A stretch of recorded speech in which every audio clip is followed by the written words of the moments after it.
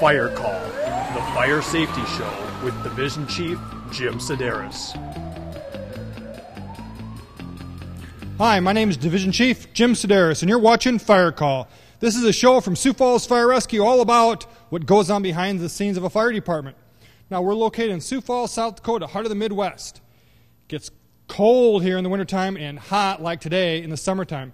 We're going to talk about a whole lot of things today, but we've got to answer some of your questions. Now, when you email me a question and I answer it, I'm going to send you a t-shirt, your very own Sioux Falls Fire Rescue t-shirt. So let's get right to these questions because there are some pretty good questions this month. Actually, a lot of questions this month. First question is, this is from Jamie. Jamie lives in Sioux Falls, South Dakota. And the question is, when the alarm goes off, about how long does it take to leave the firehouse? Hey, this is a pretty critical thing, Jamie. When that tone goes off, when the alarms go off, we want to be out as fast as possible. And we time that. We're just like a NASCAR pit crew. Everything from where the gear is kept to the way our buildings are designed to get us out as fast as we can. Our time, we try and get up and out within 1 minute.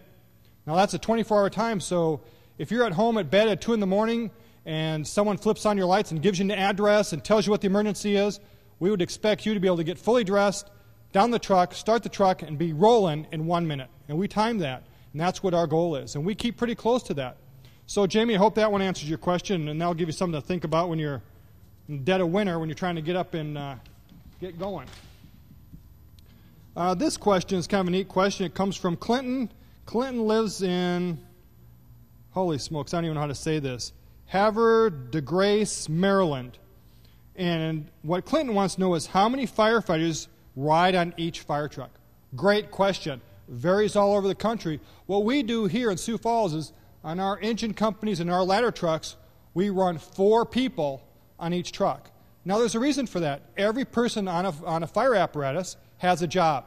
So regardless if it's an EMS call or it's a fire call, we run 4 so that each person knows during the day what they do. On EMS call, like on a cardiac arrest, we have 1 person running the defib, 1 person doing compressions, switching out with another person, another person doing airway. That's 4 people. On a fire, we have 1 person in command, 1 person running the truck, another person securing the hydrant, another person pulling that first pre-connect, that first line out, getting that fire ready. So that's why we run with 4. Your department might be different, but we're sure happy with 4, and we like it that way. This is kind of a different question. This one comes from, I don't know, we have something going on with people in Maryland. This one comes from Michael. He lives in Silver Springs, Maryland.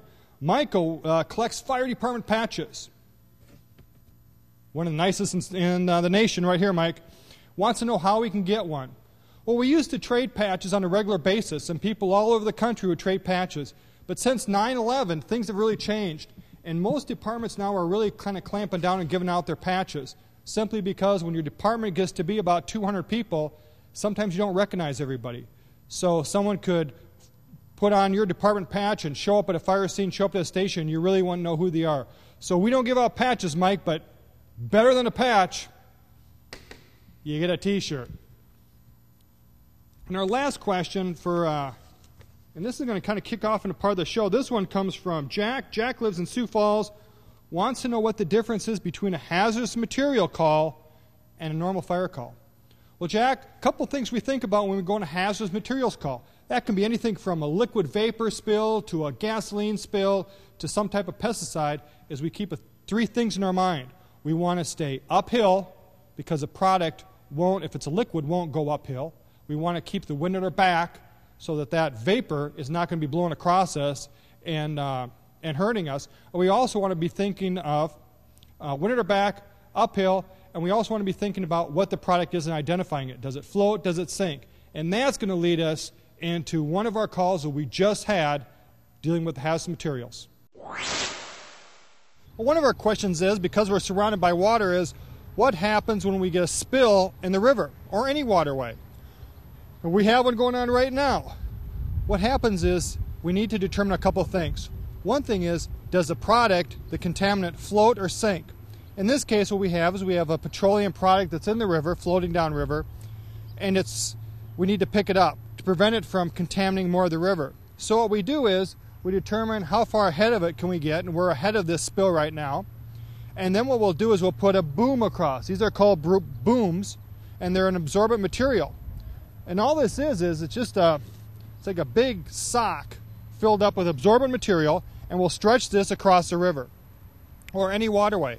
As the product comes in contact with the boom, it's absorbed. It's specially designed to pick up petroleum products, and then we can safely clean this river up. And that's our first start, is to keep the spread of product from flowing downriver and causing further damage. So that's how we start this whole product, or the process of picking up a contaminated waterway with a fuel spill. I'm Scott Schultz, and what we're going to talk about is how we get lines across the river. And when we look at getting lines across the river, it's a simple thing. What we use is a line gun. These line guns came back from shooting lines across ships in the ocean to get lines all the way across. You shoot a light line, and then you can pull a heavier line across. It uses a round that will shoot a projectile, which is our projectile, and it will fire all the way across. There's different loads, and how far can we shoot? Do you remember? I believe you can shoot up to 200 yards. You bet. 200, and then with progressive loads, we can go quite a distance on this. So are you all ready to go, Scott? Sure. Okay.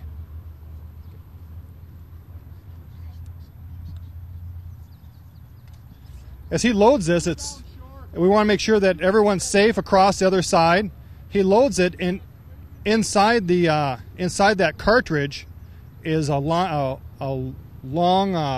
line, a lightweight line that will shoot out, and as that goes across, then we can pull a heavier line with it. So we're always trying to be safe. We want to make sure that there's no one downrange, because it's going to shoot that brass projectile all the way across.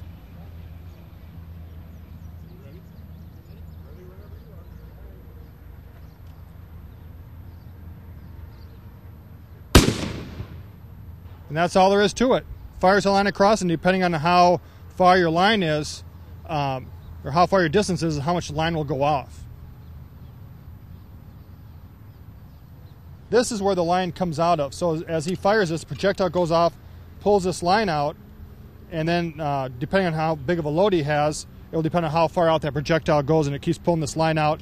The line can be cut, as they're doing now, and attached to a larger line, and then they can progressively pull heavier lines across.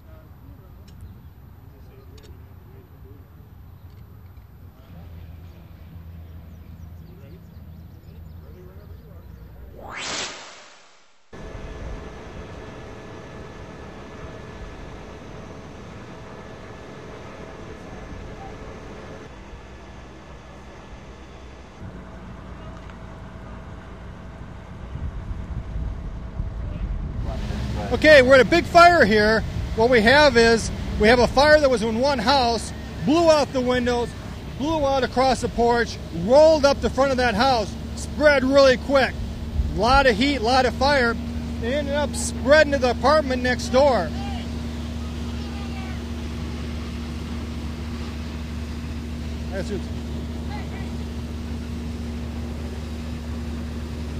So what we had is, we had fire in one house, spread to this apartment complex next door, giving us a lot more problems, making this a lot more of a complex of a fire. We've talked about incident command system. Well, here we have to send up two separate fires.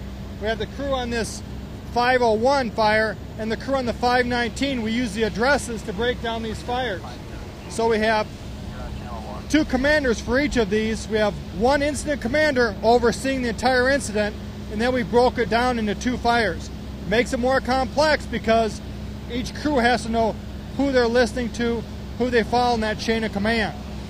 What we've done is, if you look up on top of this apartment complex, we punched a hole up in that roof. And the reason we punched a hole was, and you can see all that smoke coming out, it causes the heat, causes all that smoke to be pulled up out that hole rather than spread through the house. So it looks like it's doing some damage, but what it's really doing is it's preventing more damage from occurring by containing that fire. Big things we have to worry about here. This is a hot day out here, about 90-some degrees, high humidity. We really have to worry about safety of our firefighters fighting this fire so that we don't have heat stroke, heat exhaustion. So what we've done is we've set up rehab stations for our firefighters so we can rotate them in and out of this rehab to make sure that they stay safe, healthy, hydrated, so that we can keep fighting this fire and we can fight both these fires. What we have also in the other building, you can kind of catch glimpses of them, is they're inside of that looking for any extension, any further spread of that fire. So they'll be tearing off walls, tearing out anything that we need for spread, and they're upstairs on that second floor right now. Another thing we can talk about is you can see all these different hose lines spread throughout this whole fire. And the thing we have to think about is we have to supply a lot of water to fight these fires. So these big 5-inch supply lines that go to the hydrant, just like bringing the fire hydrant right to our truck. Stretch those out, and then we have our different lines depending on what they're used for. We have 1 3/4 lines that are going inside, used for attack lines. We have 2.5-inch lines that are used to prevent exposure, and they're all marked so everybody knows what they're supposed to be doing and where they're supposed to be at. A lot of times what we'll use when we get tough fires is we can use foam. And this foam is nothing more than, looks like detergent, you know, like bubble bath. It's not quite, but what it does is it has that same consistency, and it will do is it decreases the surface tension of water, lets that water penetrate faster. So if you have some tough fires to fight, like this one, it looks like they shot a little foam in there, and it will help to get a quicker knockdown on those fires.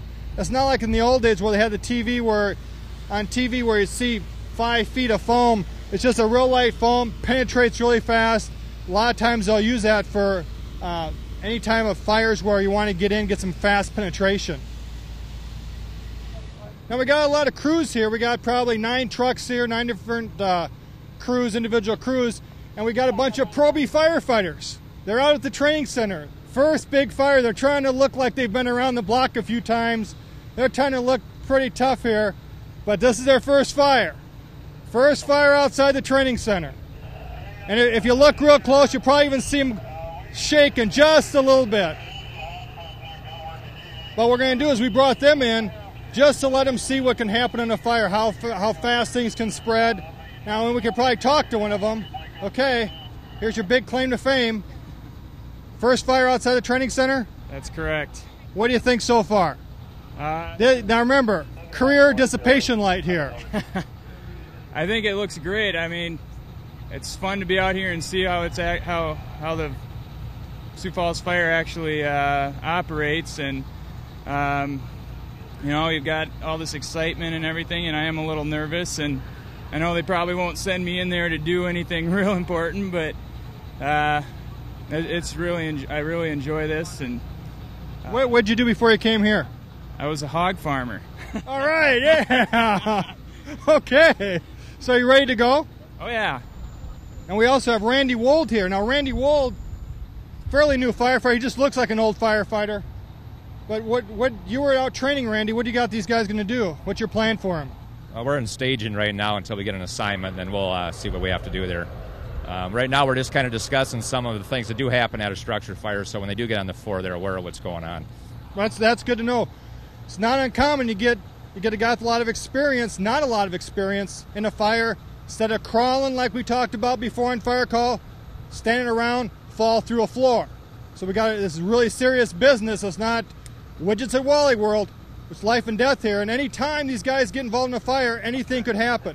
Could be a real simple fire. Could be something dangerous. You get a floor cave in, falls out from underneath them, ceilings fall down. So it's always teaching our firefighters how to stay alive in these fires.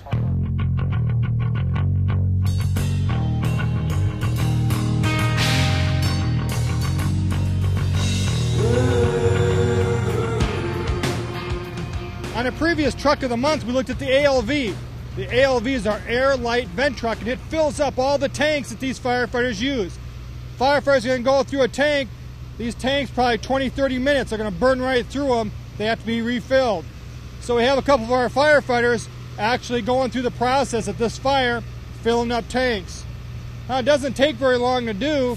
But what they'll do is they'll turn on this onboard compressor, then they'll route the air, which is all clean and tested air, into these bottles called our SCBA bottles for self-contained breathing apparatus. In these bottles, they look like they're made out of aluminum and steel, but they're actually spun bottles. Makes them a lot lighter, a lot stronger. Now tell us, how many have you filled so far? About 6 to 8. Okay. How long does it take to fill the bottles?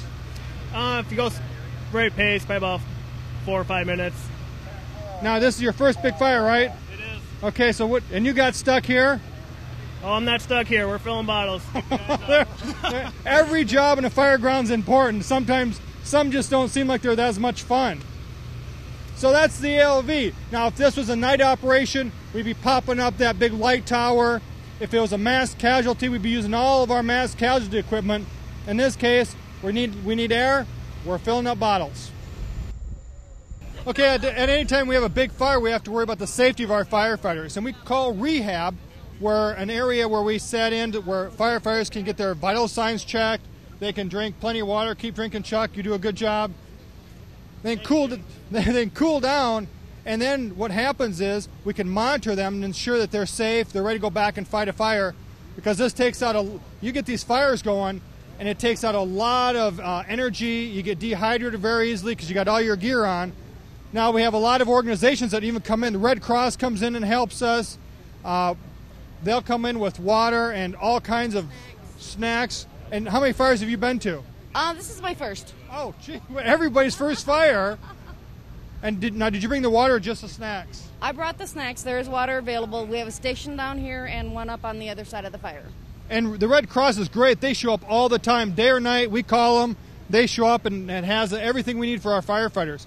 This is great not only on a hot summer day, but we have to think, being in South Dakota, when it's 30 below at night, Red Cross is there with cocoa, chicken broth, and all kinds of other goodies to help our firefighters stay warm too. So that's the whole part of this operation, is just rehab. Now, part of this operation is rehab, and this is Captain Arlie Groen. Now, Arlie Groen's been a captain for darn near forever, been on all the big fires, and now he's in rehab. Now tell us, Arlie, I know you weren't the first crew on scene, but what did you do in the fire in 519? We were just assigned attic division, and we made entry into the structure and put the fire out in the attic. Now, when you're doing that, now it's kind of breezy right now, but when it's a hot day, really humid, what's it like being a firefighter and all your gear? And the people at home are saying, oh, gal, I just go to work in my office. What's it like being a firefighter in one of these hot, steamy attics when you're up there? It's kind of like crawling into your oven at 500-600 degrees. And then just kind of hanging out there and playing around? Yeah, you're in there for approximately 20 minutes to a half an hour till your air tank runs out, and then when you leave, you're hot and you're tired and you're pretty much spent. Because really, that's all we can expect from our expectancy is only about that 20 minutes, and you've used almost all your energy in that quick blast to try and save this house. How was the visibility up in that attic? It was almost zero. They did get the hole cut in the attic. We did force some air through the stairwell and into the attic, and then after we hit the fire and got it knocked down pretty well, it cleared out. Great. Well, thanks, Arlie. And that's what it's like to be inside of a hot attic with Captain Groen.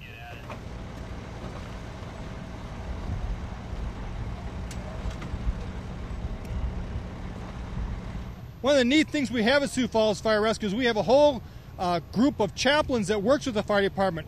We have them on pagers, they show up to fires, and they offer a neat insight into the other side of firefighting, that's the human side. So, Chaplain Dave, now you just got here. What do you do at these kind of fires? Well, we look for people that might not have a pastor, who are having some problems and maybe just don't know what to do. Like the gal involved in this fire wanted to go back and get her telephone and get her insulin out of the house, and she thought that she couldn't make it without it and wanted to call her landlord. So we were there for her, and her pastor showed up and his wife. So we try to get in contact with the pastor of these people, and if they don't have a pastor, try to be there with them and pray with them and just assure them that everything's going to be okay, so that the firefighters don't have to get sidetracked by the human problems that we have. Now, Now we've had chaplains at major accidents before. I know I was at we had a triple quad fatality. We had chaplains there, and you just look at even for the firefighters if they need help too. Right. We're available to the firefighters. There's 4 chaplains in all, and we take turns. We're on call, and we have different days that we're assigned. We visit the different fire stations, and if some of the firefighters have problems, spiritual problems or family problems, and want to talk to us and don't have a pastor, that's why we're available. Great. Well, thanks a lot, Chaplain Dave. We appreciate it. Thank you. So when we look at our firefighters, it's not just brains and brawn. We have to look at the person, too, and cater to all their needs, and that's the way a good fire department operates. Wow, that was kind of cool stuff, and that's what we're doing every day here. We're always staying busy, and that's the neat thing about being a firefighter is you never know what you're going to be doing or what's going to happen next. You always got to stay on your toes. We got a couple more questions, and then we're going to have a shout-out. And this question comes from Jessica. Jessica lives in Sioux Falls, and Jessica has quite a few questions here. Jessica, thank you very much. I'm just going to answer one of them. How does a firefighter become a captain? There's only a couple ways to do it, and you got to rise up through the ranks. Our firefighters, we look at start looking at our career path as a firefighter. They have to become a driver. It takes 3 years. They can test for a driver. Then when they have 8 years on the department, they can test to become a captain. Our captains, and you've met some of them. Captain Arlie Groen, we met today. Captain Craig Hanna out of the training center. Jeff Winters. We talked to Captain Jerry Black. These are some of the best captains we have. They're the ones that aren't going to let you down, and when things get hot, when things get dark, you want them by your side, and they're going to keep you alive and get you out of wherever you're at. So it takes 8 years, got to be a driver, and then you go through an assessment center. We test all their skills. How do they handle command situations? How do they handle daily activities? And we measure it. So only the best get up there and become captain. So Jessica, I hope that answered your question. We have another one. This one is, have 2 people wrote this question down, and just because they're not from Sioux Falls, I'm going to answer both of them, but they want to know how old you have to be a firefighter. So this is from Emily in Mentor, Ohio, and Blaze, good name for a firefighter, from Mitchell, Indiana. How old do you have to be? Before you can test, you have to be 21. This doesn't mean you're 20 and then you turn 21. When you sign up, you got to be 21. So be thinking about that and get a little bit of education. Start working out now if you're under 21 because we want some pretty fit firefighters. And then, last but not least, we have a shout-out. So we're going to have a shout-out for firefighters that from other parts of the country. This one goes to Chris McKee and the firefighters of Rickenbacker Air National Guard Base in Ohio. Got your email. Glad you watched the show. Chris, watch your mailbox. Well, I hope you enjoyed the show. We had a lot of fun. My name is Division Chief Jim Sedaris, and you've been watching Fire Call.